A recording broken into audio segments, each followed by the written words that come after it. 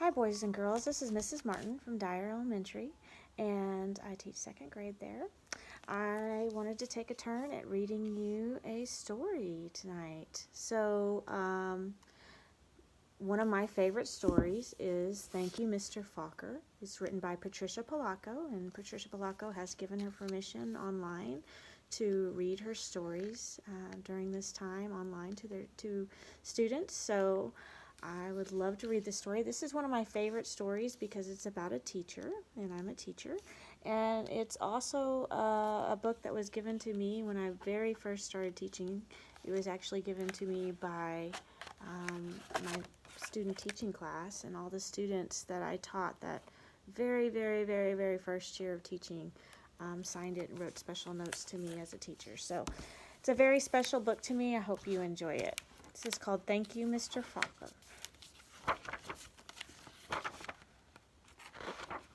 It says, the grandpa held the jar of honey so that all of the family could see, then dipped a ladle into it and drizzled honey on the cover of a small book. The little girl had just turned 5. Stand up, little one, he cooed. I did this for your mother, your uncles, your older brother, and now you. And then he handed the book to her. Taste. She dipped her finger into the honey and put it into her mouth. What is that taste? The grandma asked.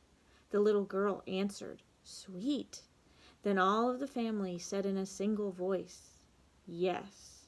And so is knowledge, but knowledge is like the bee that made the sweet honey.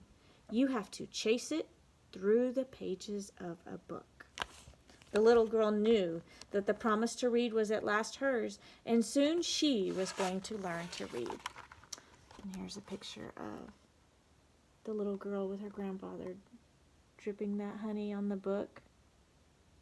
She looks so excited to be able to get to read. Isn't it exciting to be able to read? Tricia, the littlest girl in the family, grew up loving books. Her school teacher mother read to her every night. Her red-headed brother brought his books home from school and shared them. And whenever she visited the family farm, her grandfather and grandmother read to her by the stone fireplace. When she turned 5 and went to kindergarten, most of all she hoped to read. Each day she saw the kids in the first grade across the hall reading. And before the year was over, some of the kids in her own class began to read, but not Tricia. Still, she loved being at school because she could draw. The other kids would crowd around her and watch her do her magic with her crayons. In first grade, you'll learn to read, her brother said. So here is a picture of Tricia. This is the little girl that the story's about, and she is drawing a beautiful picture. And you can see the other boys and girls are crowding around her to see what she's drawing because she's so talented. Okay. In first grade, Tricia sat in a circle with the other kids. They were all holding Our Neighborhood, their first reader. Sounding out letters and words, they said b, oi, boy, and look. The teacher smiled at them when they put all the sounds together and got a word right. But when Tricia looked at a page, all she saw were wiggling shapes. And when she tried to sound out the words, the other kids laughed at her. Tricia, what are you looking at in that book? They'd say. I'm reading, she'd say back to them. But her teacher would move on to the next person. Always when it is her turn to read, her teacher had to help her with every single word. And while the other kids moved up into their second reader and third reader, she stayed alone in Our Neighborhood. Tricia began to feel different. She began to feel dumb. So here's Tricia working so hard on reading. You can see her face. Look at her face. How do you think she's feeling about being stuck on those words? And then we see some other boys and girls in the back reading. Okay. It says, the harder that the words got for the little girl, the more and more time she spent drawing. How she loved to draw. Or just sitting and dreaming. Or when she could, going for walks with her grandmother. One summer day, she and her grandma were walking together in the small woods behind their farm. It was twilight. The air was sweet and warm. Fireflies were just coming up from the grasses. As they walked, Tricia said, "Grandma, do you think I'm different?" "Of course," her grandma answered. "To be different is the miracle of life. You see all those little fireflies? Every one is different." "Do you think I'm smart?" Tricia didn't feel smart. Her grandma hugged her. "You are the smartest, quickest, dearest little thing ever." And right then the little girl felt safe in her grandma's arms. Reading didn't matter so much. So here's Tricia and her grandmother taking that walk in the forest. Her face looks better there, doesn't it? She looks much happier. Tricia's grandma used to say that the stars were holes in the sky, that they were lights of heaven coming from the other side. And she used to say that someday she would be on the other side, where the light comes from. One evening they lay on the grass together and counted the lights from heaven. "You know," her grandma said, "all of us will go there someday. Hang on to the grass or you'll lift right off the ground and there you'll be." They laughed and both hung onto the grass, but it was not long after that night that her grandma must have let go of the grass, because she went to where the lights were, on the other side. And not long after that, Tricia's grandpa let go of the grass too. School seemed harder and harder now. So her grandmother and her grandfather helped her a lot with her school. So did her mother. And when they were gone, probably made Tricia feel really sad. Oh, I was going to show you that page. It's a picture of her and her grandmother counting those stars and those lights in the sky.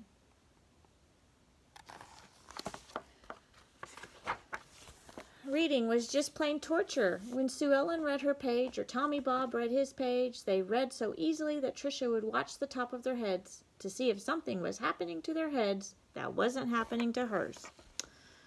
And numbers were the hardest thing of all to read. She never added anything right. "Line the numbers up before you add them," the teacher would say. But Tricia tried. The numbers looked like a stack of blocks, wobbly and ready to fall. She just knew she was dumb. Then one day her mother announced that she had gotten a teaching job in California, a long way from the family farm in Michigan. So there's her teacher and her class and trying to learn some math. Okay, and some reading. Even though her grandma and grandpa were gone, the little girl didn't want to move. Maybe, though, the teachers and kids in her new school wouldn't know how dumb she was. She and her mother and brother moved across the country in a two-tone 1949 Plymouth. It took 5 days. That's a long road trip. There they are, look pretty happy about their new moving adventure. But at the new school, it was the same. When she tried to read, she stumbled over words. The cat ran. She was reading like a baby in the 3rd grade. And when her teacher read along with them and called on Tricia for an answer, she gave the wrong answer every time. "Hey, dummy," a boy called out on the playground. "How come you are so dumb?" Other kids stood near him and they laughed. Tricia could feel the tears burning in her eyes. How she longed to go back to her grandparents' farm in Michigan. This is a really sad picture. So this is the playground, and there's those boys calling her names. And then you can see Tricia, and look at her face. It just makes me want to cry right there. She's so sad and having such a hard time. Nobody's trying to help her. Now Tricia wanted to go to school less and less. "I have a sore throat," she'd say to her mother. Or "I have a stomach ache." She dreamed more and more and drew more and more. And she hated school. Then when Tricia started 5th grade, the school was all abuzz. There was a new teacher. He was tall and elegant, and everybody loved his striped coat and slick gray pants. He wore the neatest clothes. All the usual teacher's pets gathered around him. Stevie Joe and Alice Marie, Davy and Michael Lee. But right from the start, it didn't seem to matter to Mr. Falker which kids were the cutest or the smartest or the best at anything. Well, that sounds like a nice teacher. So here he is. And they are all talking about him. Look at those whispering and talking and looking. They are just so excited about that new teacher. Mr. Falker would stand behind Tricia whenever she was drawing and whisper, "This is brilliant, absolutely brilliant. Do you know how talented you are?" When he said this, even the kids who teased her would turn around in their seats and look at her drawings. But they still laughed whenever she gave a wrong answer. Then one day she had to stand up and read, which she hated, and she was stumbling through a page in Charlotte's Web, and the page was going all fuzzy. And when the kids began to laugh out loud, Mr. Falker, in his plaid jacket and his butterfly tie, said, "Stop! Are all of you so perfect that you can look at another person and find fault with her?" Look at him showing off her artwork. Isn't that nice? And they're all looking at how nice it is. She's a little embarrassed. You can see her face is a little red. But look at the smile on her teacher's face. You can tell that he is very proud of her. Okay, it says that was the last day anyone laughed out loud or made fun of her. All except Eric. He had sat behind Tricia for 2 whole years, but he seemed almost to hate her. Tricia didn't know why. We waited by the door of the classroom for her and pulled her hair. He waited by the door of the classroom for her and pulled her hair. He waited for her on the playground, leaned in her face, and called her Toad. Tricia was afraid to turn any corner for fear Eric would be there, and she felt completely alone. The only time she was really happy was when she was around Mr. Falker. He let her erase the blackboards. Only the best students got to do that. He patted her on the back whenever she got something right, and he looked hard and mean at any kid who teased her. So she definitely has a bully here, huh? Calling her names, making her feel really bad. But the nicer Mr. Falker was to Tricia, the worse Eric treated her. He got all the other kids to wait for her on the playground or in the cafeteria or even in the bathroom, and to jump out and call her stupid or ugly. And Tricia began to believe them. She discovered that if she asked to go to the bathroom just before recess, she could hide under the inside stairwell during the free time and not have to go outside at all. In that dark place, she felt completely safe. And this is really sad. This is her. She's hiding instead of going out to recess. So she's missing her recess because she's so afraid of that mean boy. But one day at recess, Eric followed her to the secret hiding place. "Have you become a mole?" he laughed. And he pulled her out into the hall and danced around her.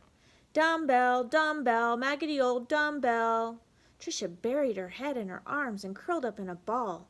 Suddenly, she heard footsteps, and it was Mr. Falker. He marched Eric down to the office, and when he came back, he found Tricia. "I don't think you'll have to worry about that boy again," he said softly. "What was he teasing you about, little one?" "I don't know," Tricia shrugged. There's Mr. Falker coming to her rescue. Eric's being mean again. Tricia was sure Mr. Falker believed that she could read. She had learned to memorize what the kid next to her was reading, or she would wait for Mr. Falker to help her with a sentence, and then she'd say the same thing that he did. "Good," he would say.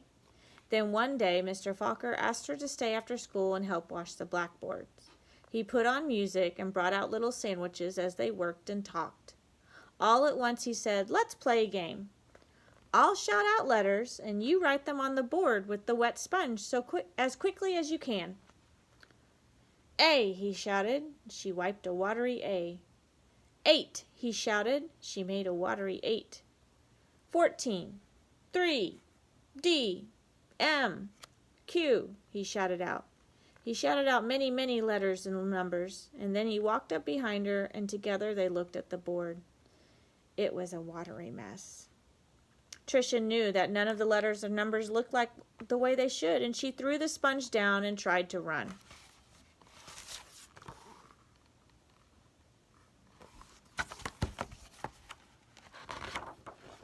But Mr. Falker caught her arm and sank to his knees in front of her. "You poor baby," he said. "You think you're dumb, don't you? How awful for you to be so lonely and afraid." She sobbed. "But little one, don't you understand? You don't see letters or numbers the way other people do. And you've gotten through school all this time and fooled many, many good teachers." He smiled at her. "That took cunning and smartness and such bravery." Then he stood up and finished washing the board. "We're going to change all that, girl. You're going to read. I promise you that." So there he is, talking to Tricia. Mr. Falker and Tricia. Now, almost every day after school, she met with Mr. Falker and Miss Pleasy, a reading teacher. They did a lot of things she didn't understand. At first, she made circles in the sand, and then big sponge circles on the blackboard, going from left to right, left to right. Another day, they flicked letters on a screen, and Tricia shouted them out loud. Still other days, she worked with wooden blocks and built words, letters, letters, letters, words, words, words, always sounding them out, and that felt good. But though she'd read words, she always read a whole sentence, and deep down, she still felt dumb. And then one spring day, it says, although she read words, she hadn't read a whole sentence. So she hadn't been able to read a whole sentence yet. And deep down, she still felt dumb. And then one spring day, it had been 3 months or 4 months since they had started. Mr. Falker put a book in front of her. She'd never seen it before. He picked a paragraph in the middle of the page and pointed at it, almost as if it were magic, or if light poured into her brain. The words and the sentences started to take shape on the page as they never had before. She marched them off, too. Slowly, she read a sentence, then another and another, and finally she'd read a paragraph and she understood the whole thing. She didn't notice that Mr. Falker and Miss Pleasy had tears in their eyes. Can you imagine how proud and how happy they were? Look at Tricia's face. Wow. That night, Tricia ran home without stopping to catch her breath. She bounded up the front steps, threw open her front door, and ran through the dining room to the kitchen. She climbed up on the cupboard and grabbed a jar of honey, and then she went into the living room and found the book on a shelf, the very book that her grandpa had shown her so many years ago. She spooned honey on the cover and tasted the sweetness and said to herself, "The honey is sweet, and so is knowledge. But knowledge is like the bee who made the honey. It has to be chased through the pages of a book." Then she held the book, honey and all, close to her chest. She could feel tears roll down her cheeks, but they weren't tears of sadness. She was very happy. So very happy. The rest of the year became an... Let's show you the picture. That's her with her honey and her book. Imagine how happy she's feeling right there. The rest of the year became an odyssey of discovery and adventure for the little girl. She learned to love school. I know, because that little girl was me, Patricia Polacco.